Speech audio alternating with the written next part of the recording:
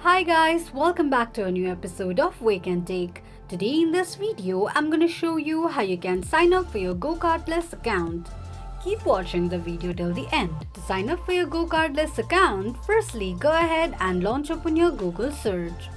On the search box at the top, type in manage.gocardless.com and make a search. The login page of GoCardless account will appear on the screen.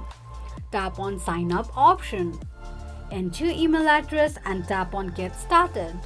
On the next page, enter your first and last name, your organization name, business type, email address, and your work phone number.